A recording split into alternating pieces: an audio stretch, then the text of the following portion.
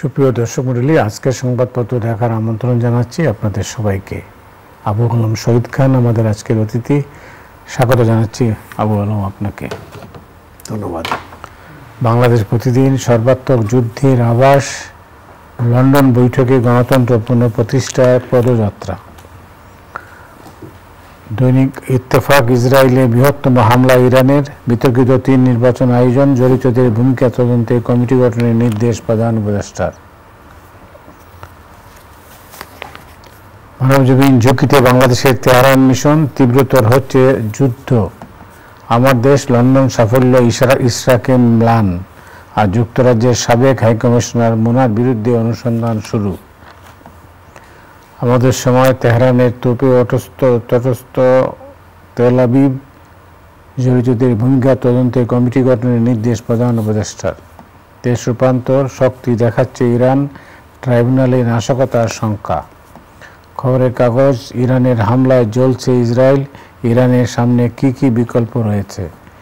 দিনকাল, পারমাণবিক অস্ত্র না বানানোর চুক্তি থেকে সরে যাচ্ছে ইরান, গণমাধ্যম ফেসিবাদ থেকে এখনো মুক্ত হয়নি তারেক রহমান।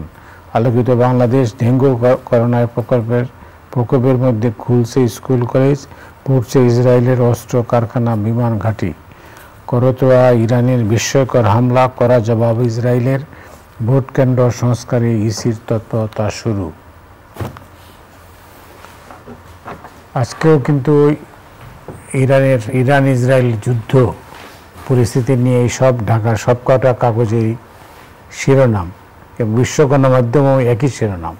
এই শিরোনাম থেকে আমরা কি দেখছি, যে যুদ্ধ আরো বেশি তীব্র হচ্ছে।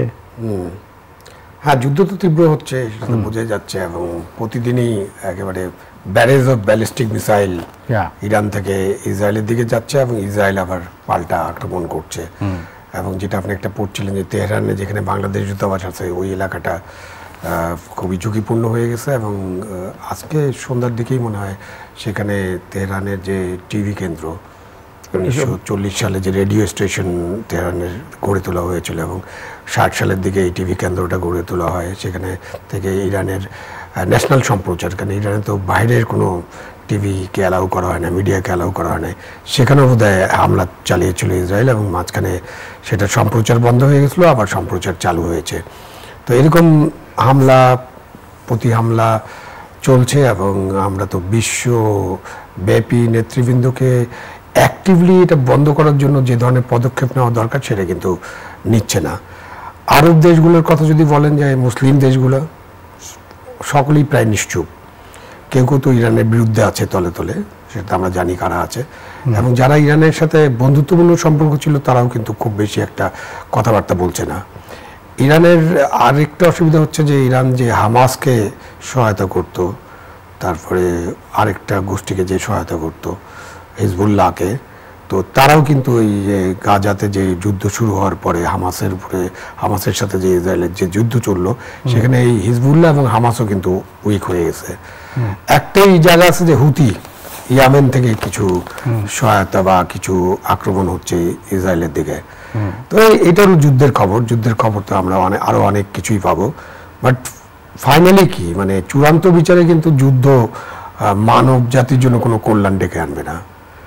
যুদ্ধ বিগ্রহ যা যা ধ্বংসযোগ্য হচ্ছে, মানুষ যে মারা যাচ্ছে, এই যে মানুষগুলো মারা যাচ্ছে এরা হয়তো যুদ্ধের ব্যাপারে কিছুই জানে না, সাধারণ মানুষের মৃত্যু, এবং শেষ পর্যন্ত সাধারণ মানুষই বেশি মারা যায় এই ধ্বংসযোগ্য, এবং এটাতে যে সম্পদ নষ্ট হবে, এবং এই যে অস্ত্র প্রতিযোগিতা যুদ্ধ বিভিন্ন জায়গায়, শুধুমাত্র ওইখানে না, গাজাতে, এরপরে ইউক্রেন, রাশিয়া এবং আরও কয়েকটা জায়গায় যে এই যে অস্ত্র প্রতিযোগিতা, যুদ্ধ, অস্ত্র বানাও, পারমাণবিক শক্তি হতে হবে, তার পিছনে যত অর্থ খরচ করা হয়, এই অর্থ যদি মানব কল্যাণের পিছনে খরচ করার ব্যাপারে বিশ্ব নেতৃবৃন্দ এবং আমরা সবাই যদি একমত হতে পারতাম, তাহলে কিন্তু পৃথিবীটা অন্যরকম হয়ে যেত, আমরা একটা শান্তির পৃথিবী হয়তো পেতাম।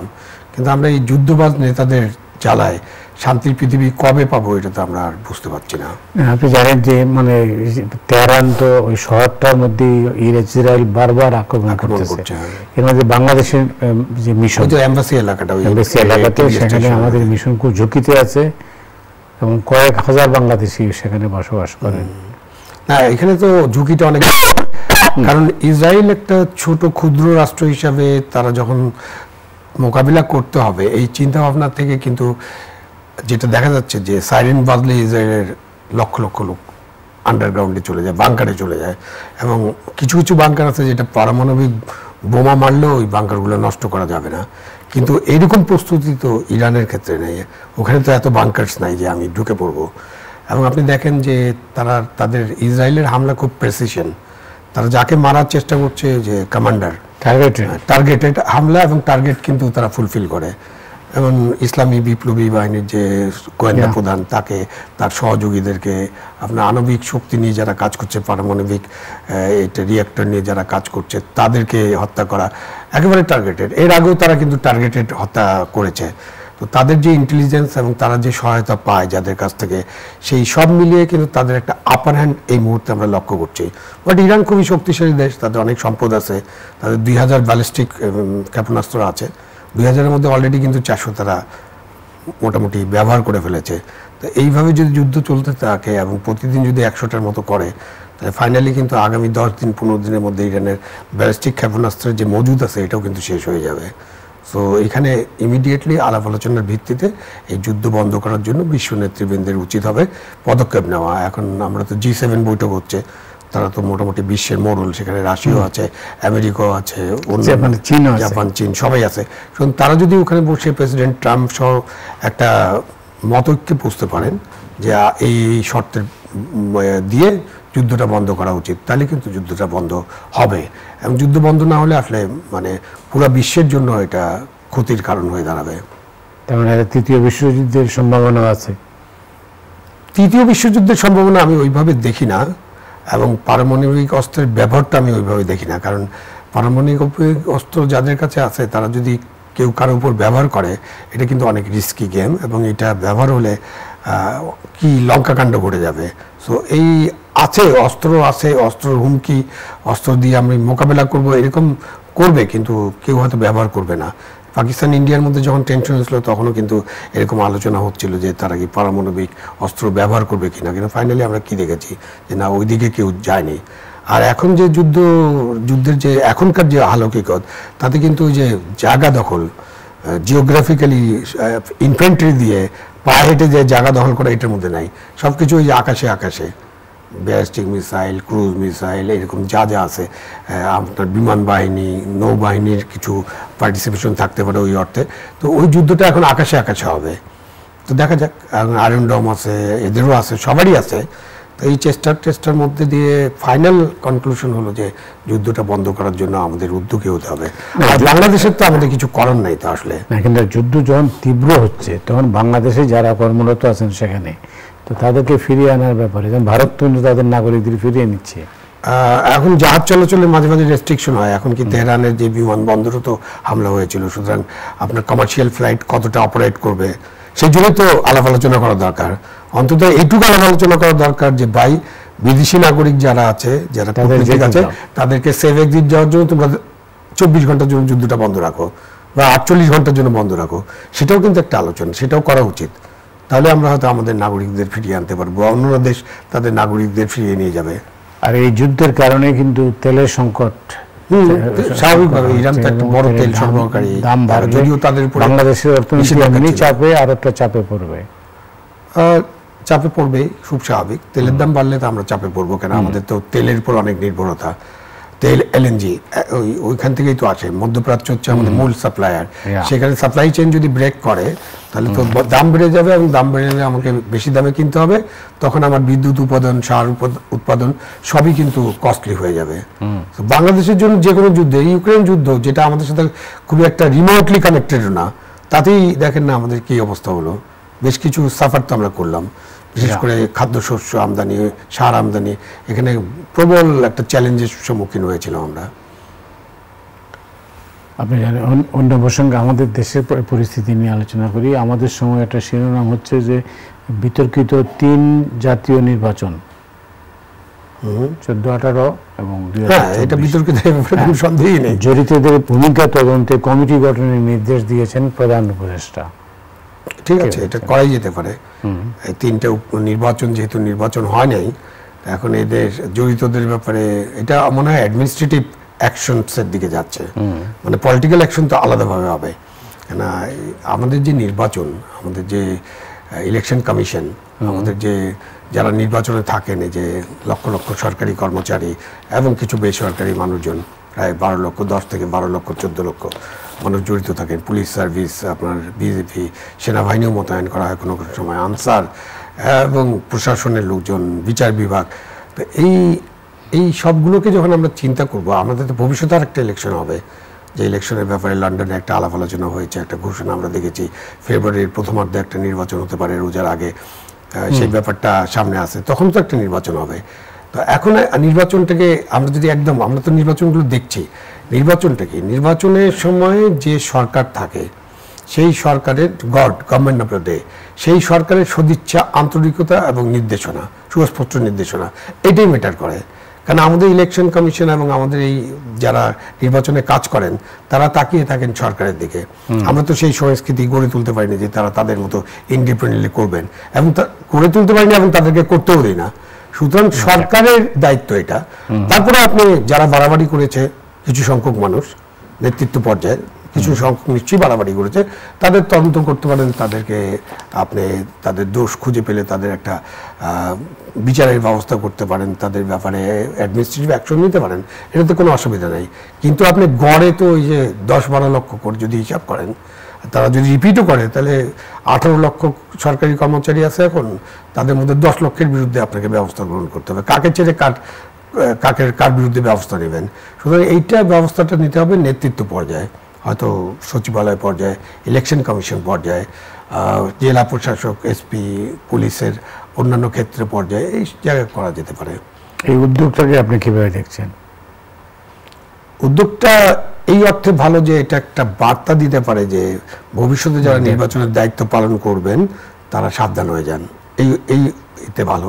আবার এটার একটা নেগেটিভ দিকও আছে, যে কেউ হয়তো নির্বাচনের দায়িত্ব পালনে অনীহা প্রকাশ করবেন। সেটা কিন্তু আমরা দেখেছি, ডেপুটি কমিশনার হওয়ার জন্য এই বিসিএস অ্যাডমিন সার্ভিসের লোকেরা কিন্তু তাদের একটা স্বপ্ন থাকে, যখনই তারা সার্ভিসে ঢোকেন, প্রথম স্বপ্ন হলো ডেপুটি কমিশনার হওয়া, এবং দ্বিতীয় স্বপ্ন হলো প্রমোশন পেয়ে সচিব পর্যায় পর্যন্ত যাওয়া। তা এই আমরা দেখেছি না, ডেপুটি কমিশনারের যে ইন্টারভিউ হয়েছে, ইন্টারভিউয়ে 40% কর্মকর্তা তারা ইন্টারভিউয়ে যান নাই, তারা ডেপুটি কমিশনার হতে চান না। তো সেটার একটা নেগেটিভ ইম্প্যাক্ট আছে। সো আপনি যে কাজটাই করবেন সেই কাজটা স্বচ্ছতার সাথে, এবং কোনো রকম মানে হিন্ডারনেস না থাকে, যে মনের পিছনে একটা আছে যে আমি অমুক অমুককে ধরবো বা অমুক অমুকের ব্যাপারে ব্যবস্থা নিব, সেটা যদি না থাকে, স্বচ্ছতার সাথে যদি ব্যবস্থা গ্রহণ করা যায়, তদন্ত করা যায়, খুঁজে বের করা যায়, খুব ভালো। আর যদি সেটা না হয়, তখন এটা নেগেটিভ ইম্প্যাক্ট হবে। এবং আমাদের দেশে তো যে কোনো প্রশাসনিক ব্যবস্থা আমরা ঠিক নিউট্রালি করতে পারি না। করতে না পারার জন্য আইনও তাই তো হয়, আইন আছে, আইনের অপপ্রয়োগ হতে থাকে। এইসব প্রশাসনিক ব্যবস্থার অপপ্রয়োগ হতে পারে। সুতরাং এই অপপ্রয়োগটা যাতে না হয় সে ব্যাপারে এই প্রধান উপদেষ্টার দপ্তর যেহেতু নির্দেশ দিয়েছেন, তাদেরকেই সচেষ্ট থাকতে হবে। আপনি লন্ডন বৈঠকের কথা বলছিলেন, বাংলাদেশ প্রতিদিনের শিরোনাম যেটা দেখছি, লন্ডন বৈঠকে গণতন্ত্র পুনঃপ্রতিষ্ঠার পথযাত্রা। হ্যাঁ, আমাদের তো এই মানে ওই বৈঠকের ভিত্তিতে যে আরেকটা টাইমলাইন আসছে, আমার কাছে এখন মানে আমাদের কাছে, জনগণের কাছে এখন কয়েকটা টাইমলাইন চলে আসছে। একটা অল্প কিছু সংস্কার হলে ডিসেম্বরে নির্বাচন হতে পারে, ওখান থেকে তো ডক্টর ইউনূস সরে যান নাই, তার সর্বশেষ বক্তৃতাও তিনি ওটা রেফার করেছেন।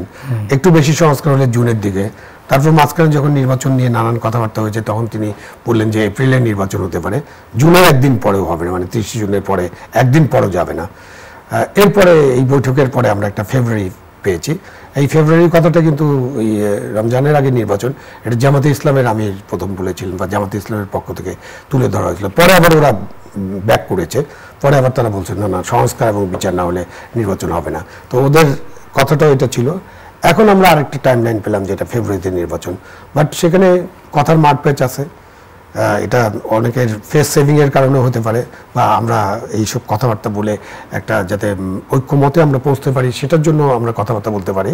তো ওই বৈঠক তো 1 ঘন্টা 20 মিনিট একান্ত আলোচনা হয়েছে, এবং তারপরে আমরা যতটুকু পেয়েছি এটা তো মাত্র 3টা প্যারাগ্রাফ, এবং কে কী বলেছেন এবং আমাদের প্রধান উপদেষ্টা কী উত্তর দিয়েছেন এটা বলা হয়েছে। সেখানে কিন্তু অনেক বার্ডস অ্যান্ড ইফস আছে, যে যদি প্রস্তুতি সম্পন্ন করা যায়, সর্বাত্মক প্রস্তুতি সম্পন্ন করা যায়, যদি বিচার এবং সংস্কারে এত কিছু করা যায়, ওই যে ওখানে যে পয়েন্টটা আছে ওইটাকে যদি কেউ ধরে বসে যে না এটা করতে হবে তারপরে আমরা নির্বাচন করবো, এর মধ্যে জামাতে ইসলামী এবং এনসিপির একটা প্রতিক্রিয়াও আমরা দেখেছি পত্রপত্রিকা, এবং তারা এটা স্টেটমেন্ট, অফিসিয়াল স্টেটমেন্ট করেছেন। জামাত তো বলেছেন এর মধ্য দিয়ে ডক্টর ইউনূস তার নিরপেক্ষতা হারিয়েছেন, আর এনসিপির প্রতিক্রিয়া তো আমরা জানি যে কি বলেছেন। সো এটা নিয়েও আরও আলাপ আলোচনা হবে 17 তারিখ, কালকেই তো মনে হয় 17 তারিখে 19 এই যে ঐক্যমত্য কমিশনের বৈঠক হবে, সেখানে আমরা কি কি বিষয়ে ঐক্যমত্য হয় সেটা আমরা দেখতে পারি। জামাতে ইসলামী মানে হতাশ হওয়ার কারণ কি? হতাশ হওয়ার একটা কারণ হতে পারে যে একটা জিনিস তো ঠিক যে আপনি তো অনেকদিন ধরে সাংবাদিকতা আছেন এবং আপনি রাজনৈতিক কর্মী ছিলেন, আমিও রাজনৈতিক কর্মী ছিলাম। এই যে 100-200 বছরের ইতিহাসে বা এই যে বাংলাদেশের পাকিস্তানের 75 বছরের ইতিহাসে এই ধরনের বৈঠক এবং তারপরে একটা যৌথ ঘোষণা কখনোই তো হয়নি। ইভেন আপনি রাউন্ড টেবিল কনফারেন্সের কথা চিন্তা করেন, এর পেছনে কোনো মাঝে আছে হতে পারে। রাউন্ড টেবিল কনফারেন্সের কথা চিন্তা করেন, সেটা সবচেয়ে গুরুত্বপূর্ণ বৈঠক ছিল 69 গণঅভ্যুত্থানের পরে। তখন কি ইয়াহিয়া খান বঙ্গবন্ধু শেখ মুজিবুর রহমান যৌথ কোনো বিবৃতি দিয়েছেন? সমঝোতা হয় নাই, সমঝোতা হয়নি। সুতরাং এখানে কি হতে পারে? তো সুতরাং জামাত বা এনসিপি বা অন্য যে কোনো দল মনে করতে পারে যে তারা একটু সাইড লাইনে পড়ে গেলেন কিনা, সেই কারণে তারা হয়তো রিঅ্যাক্ট করেছেন। একটা ফ্রাস্ট্রেশন থেকেও তো করতে পারেন, ফ্রাস্ট্রেশন তো হয়েছে যে তাদের সাথে হয়তো আলাপ আলোচনা হয়নি। ডক্টর ইউনূস সাহেব এখানে গ্রাউন্ড ওয়ার্ক কি কি করেছেন আমরা তো জানি না, আমি জানি না। এতে জামাত ইসলামী কি গেইন করবে আমি তো বুঝলাম না। গেইন করার তো কিছু নাই, তারা তাদের মতামতটা দিয়ে রাখলো আর কি ভবিষ্যতে রাজনীতি করার জন্য। এখন যে এই বিবৃতির ফলে জামাতের কি পপুলারিটি বেড়ে গেল না, কিন্তু বাড়ার তো কোনো কারণ নেই, বরঞ্চ পপুলারিটি কিছুটা কমতে পারে, মানে আমার ধারণা, ব্যক্তিগত ধারণা, যে তারা এই বৈঠকটাকে যদি ওইভাবে পজিটিভলি অ্যাকসেপ্ট করতো সেটা একরকম হয়তো কারো ভালো লাগতো। তারা নেগেটিভ করার জন্য হয়তো তাদের কর্মীরা একটু উজ্জীবিত হবেন, কিন্তু সাধারণ মানুষ মনে হয় জামাত এবং এনসিপির এই জিনিসটাকে খুব একটা ভালোভাবে দেখেন। এতদিন তো আমরা জেনে আসছিলাম যে জামাত ইসলামী এবং সরকার একসঙ্গে বা একে সরকারের সমর্থক, জামাত মানে সরকারকে সমর্থন করতেছে। হ্যাঁ, জামাত এখন হঠাৎ করে চলে যাওয়ায় বরং জামাত তাদের মধ্যে একটা মানে একটু মতবিরোধ বা একটু দূরত্ব সৃষ্টি হয়েছে কিনা এটা আরেকটু দেখতে হবে। মানে এই শুধুমাত্র একটা বিবৃতির কারণে আমি এটা মনে করতে পারছি না, মানে মনে করবো না, এখনই কনক্লুশনে যেতে চাচ্ছি না। এর কারণ হচ্ছে যে এটা তো পরিষ্কার যে জামাত, এনসিপি এবং ইসলামী দলগুলোই ইউনূস সাহেবকে সমর্থন দিচ্ছেন। ইউনূস সাহেবের যদি আমি সমর্থন বেসটা চিন্তা করি, যেটা ছিল 3 আগস্টের আগে, 3, 4, 5ই আগস্ট যখন তাকে অনুরোধ করা হয় দায়িত্ব নেওয়ার জন্য, তখন একটা দেশের পরিস্থিতি ছিল, একটা গণ অভ্যুত্থানের পরিস্থিতি। তখন কিন্তু বৈষম্য বিরোধী ছাত্র আন্দোলনের সাথে হাজার হাজার মানুষ, লক্ষ মানুষ কিন্তু আন্দোলনে যোগ দিয়েছিল, সেটা একটা পরিস্থিতি ছিল। সেই পপুলার একটা অভ্যুত্থানের পরে সরকারটা গঠিত হয়েছে। সরকার গঠিত হওয়ার পরে তো যারা আগের সরকারে ছিলেন, যারা দেশ ত্যাগ করেছেন, পালিয়ে গেছেন, যারা কর্তৃত্ববাদী শাসন প্রতিষ্ঠা করেছিলেন, তারা তো এখন মাঠে নাই। তো তাদের তো একটা সাপোর্ট বেস আছে, সেটাকে আপনি 40 বলতে পারেন, 35, 25, 20-এও নামাইতে পারেন, কেউ যদি তর্কের ক্ষেত্রে বলেন, তার নিচে তো নামানো যাবে না।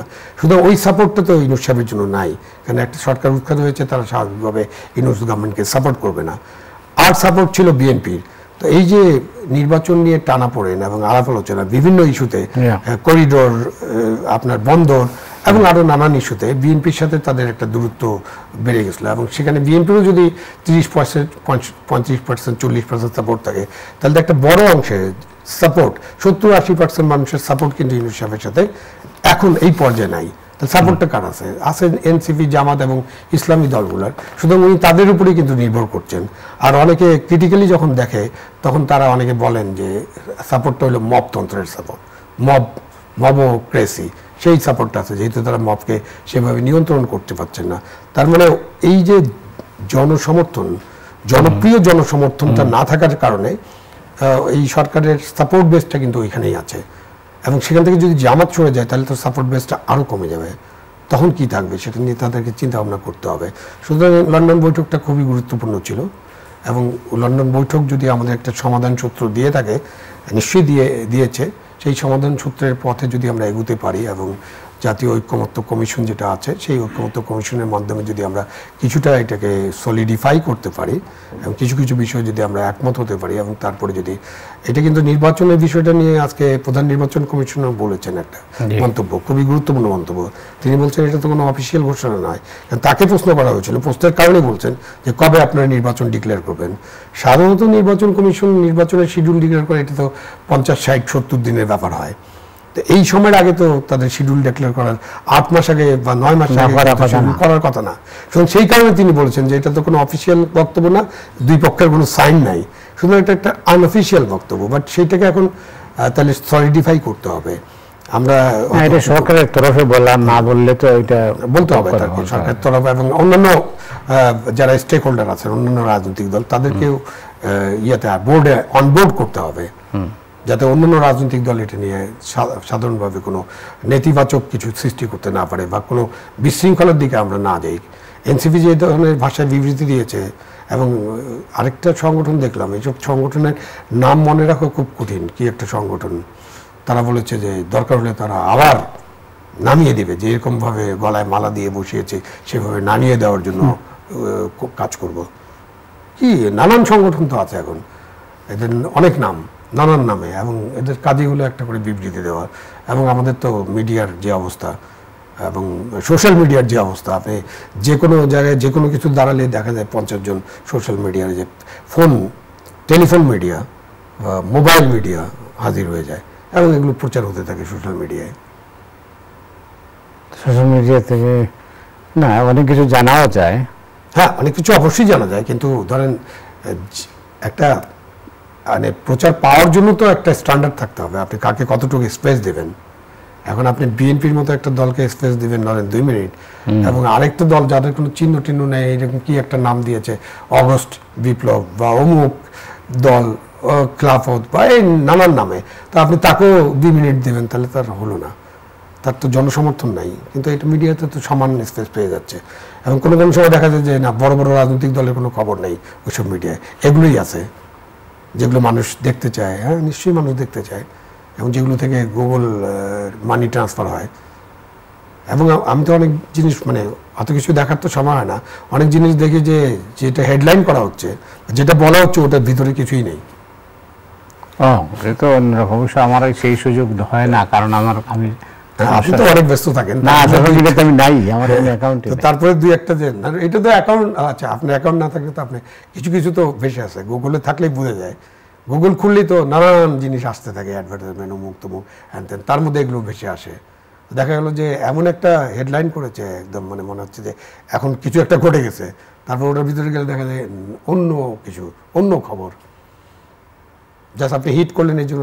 মানুষ তো দেখতেছে, হ্যাঁ মানুষ দেখতেছে, মানুষ তো এখন অনেক টেলিফোন তো আমি দেখি সারাক্ষণ মানুষ কানের কাছে শুনতে থাকে। আগে একটা দেখতাম যে মানুষে যে ওয়াজ টোয়াজ এসব শুনতো, এখন মানুষ কিন্তু ওই ওয়াজ নসিহত বোধহয় ওটা হচ্ছেও না এখন তত বেশি। এখন এই রাজনৈতিক বিষয়গুলা, রাজনৈতিক প্রোপাগান্ডা বলতে পারেন, বা রাজনৈতিক নেতিবাচক বিষয়গুলো মানুষকে আকর্ষিত করে এবং মানুষ দেখে। মানুষের অভ্যাস বদলে গেছে, বদলে যাচ্ছে হয়তো আস্তে আস্তে। না অনেকেই আপনি লক্ষ্য করবেন যে সবসময় তো মানুষ মোবাইল ফোনের মধ্যেই ডুবে আছে, দেখছে কি অবস্থা, কোথায় কী ঘটছে। এটা একদিক দিয়ে ভালো, একদিক দিয়ে আবার খারাপও। হ্যাঁ, সব মানে এই যে ডেভেলপমেন্ট প্রযুক্তির, সব প্রযুক্তির ভালো মন্দ দুটোর দিক আছে। এটা ওই যে অনেক পুরানা কথা যে আপনার হাতে একটা যদি থাকে, ধারালো অস্ত্র থাকে, তো এখন যার অস্ত্র দিয়ে কাজ করে, মানে যিনি কসাই, তার কাজটা হলো গরু জবাই করা, তাকে ঠিকঠাক করা, আর আরেকটা লোক অস্ত্র হাতে নিয়ে দৌড়াচ্ছে মানুষকে মারার জন্য, স্বাভাবিক। বা ইভেন আপনার কাছে অন্য কোনো অস্ত্র থাকলে আপনি কীভাবে ব্যবহার করবেন সেটাকে। অনেক ধন্যবাদ আপনাকে। ধন্যবাদ। আজ রাতের মতো এখানে বিদায় নিচ্ছি, আগামীকাল আবার দেখা হবে। শুভরাত্রি।